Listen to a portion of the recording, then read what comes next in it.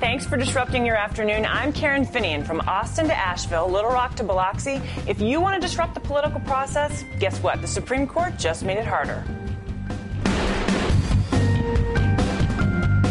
The Supreme Court essentially knocked down one of the pillars of the civil rights movement. And strikes down a key part of the Voting Rights Act. It was a 5-4 decision with Chief Justice Roberts joined by Justices Scalia, Thomas, Alito, and Dean. I might not be here as president had it not been for those who courageously helped to pass the Voting Rights Act. The Supreme Court has declared the Federal Defense of Marriage Act unconstitutional. It cannot take up the challenge to California's Proposition 8. One judge in particular making the difference. Anthony Kennedy, does he have some clerks who happen to be gays? I thought our arguments were sound and everyone else's were insane. Nobody in this country has ever been denied the right to get married. Knock, knock. Who's there? You got it.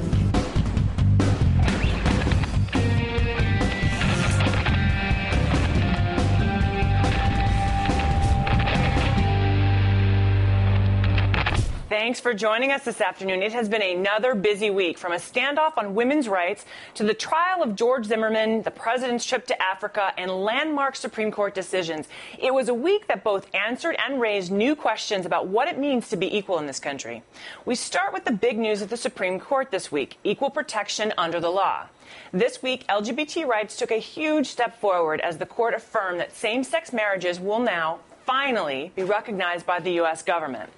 At the same time, the court gutted the Voting Rights Act by striking down Section 4, which is essentially the heart of the Act's enforcement of equal protection of voting rights for every American.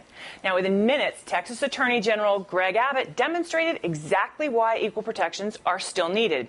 He tweeted, quote, "Texas voter ID law should go into effect immediately because SCOTUS struck down Section 4 of the VRA today."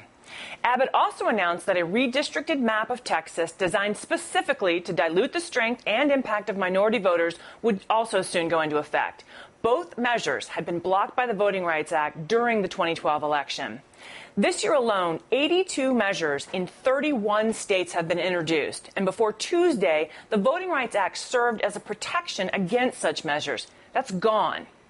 Gone. These states are now free to obstruct voting for minorities, college students, and seniors, all of whom tend to vote Democratic however they want. With me now, Penda Hair, co-director and founder of the Advancement Project, Kenji Yoshino, constitutional law professor at NYU, and Rashad Robinson, executive director of Color of Change. Thanks so much for being with me, you guys. Penda, I want to start with you because I really want us to try to focus on where we go from here. I mean, essentially the court said discrimination exists, but said to Congress, go figure it out. But there's really no protection in the meantime. And if we look at sort of what the current map looks like, what are the implications of this decision and where are the areas of real concern as we move forward? Well, Karen, the area of primary concern is the South, starting in Virginia, then going down to North Carolina, Florida, Texas, Mississippi. Several of those states have pending or just enacted laws that would suppress the votes of people of color. And the Justice Department either had objected or was in the process of reviewing those laws. And now, as you indicated, Texas has announced that it's going to put its law in effect immediately. I think Mississippi has also made an announcement that its voter-suppressing voter ID law is going to be put in effect immediately. And Virginia has a law that had not been submitted and now will not have to be submitted, but will just go into effect. And they were, Kenji, if I'm not mistaken, they were waiting, they said in Virginia, for this decision before they move forward, correct? That's exactly right. That's why they were able to move so quickly. Yeah, so Kenji, yesterday, Leader Pelosi, the folks who are trying to obstruct kind of are getting right to it. But then Leader Pelosi yesterday held a meeting. James Clyburn, congressman from South Carolina, is going to kind of lead the effort on the House side. And we had, of course, John Lewis. We're going to take a listen real quick saying, let's get to action. So let's take a listen to him real quick. What the court did today is stab the Voting Rights Act of 1965, and it's very hard. It took us almost 100 years to get where we are today. So will it take another 100 years to fix it, to change it?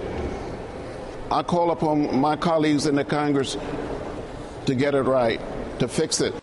So what is Congress going to do? Like, how do they proceed now? Yeah, well, I think they have lots of options. The question is whether or not they'll have the political will to pursue any of them, right? So you could imagine like a universal voting rights protection act, right? Or you could reimagine a rejiggering of the coverage formula that said we're going to go out and study the jurisdictions where there's voting suppression and then update the coverage formula. I think what's so tragic about this is that the Supreme Court made all these gestures of we're being restrained, we're just handing this over to Congress, but it knew full well that the Congress is so dysfunctional that it's not going to be able to do anything in response to this, unless we respond by saying, and I've said this till I'm blue in the face, forgive me for repeating myself. No, say it again. Voting is different from any other right. The Supreme Court has told us that voting is a right that is preservative of all other rights, right? And that just makes sense, right? Someone was tweeting to me today, well, the Second Amendment, is that right? And then somebody else tweeted back before I could, you voted for the Second Amendment. We voted for that, right? Yeah. So at heart, the entire constitutional order is based on the right to vote. So I think we have to look at Congress and to say, if you can't do this, like in some ways it's like, let's put to one side all the other things that you seem to not be able to do, like gun control or immigration or what have you. But if you can't do this, this is really the acid test. If you can't do this, what can you do?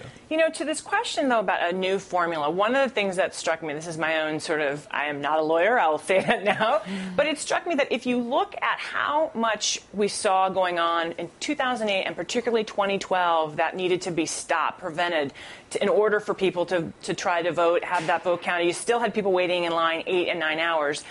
Is there a formula that could actually encompass the whole country? I mean, is that a possibility? Because it seems to me that we need more, not less protection at this point. Right. Yeah, absolutely. So I think that the silver lining here, to the extent that there is one, and I really want to say the cloud is really big and the lining is really, really thin. Right. So I don't want to oversell this. But the one silver lining is that this might be a movement to say, okay, we'll take you for your word, Supreme Court. If your problem was that you saw lots of racism and restrictions on voting in non-covered jurisdictions, then Congress can respond by saying we're going to have a blanket rule across the country that says these kinds of voter suppression tactics are impermissible. So, Rashad, talking about moving forward, I know at Color of Change you guys have already started kind of looking down the road. Talk a little bit about what you guys are doing to get your folks motivated and make sure that people understand this is a call to action, not, a reason to just be sad. Absolutely. I mean, this is a moment that requires a movement that is equally as strong and forceful.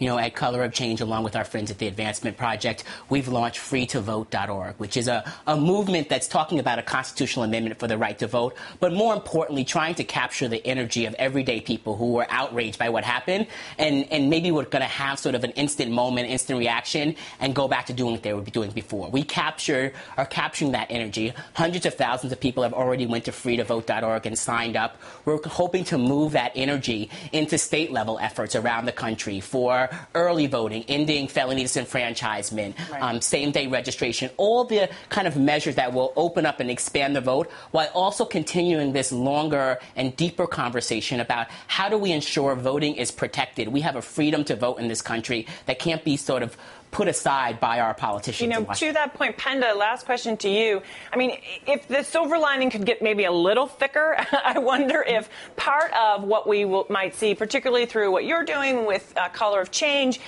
is this a moment where we can actually get people to come out and show the electoral power that they showed in 2012 and remind people? I mean, I like to remind my friends in the progressive movement that you would not have a President Obama without minority voters, so everyone is dependent on the idea that we protect these rights. Absolutely, Karen. And an example of that right now is North Carolina, where people are getting arrested every Monday and calling them Moral Mondays. And they are protesting the legislature that is attacking voting rights as well as other rights, unemployment compensation and Medicaid.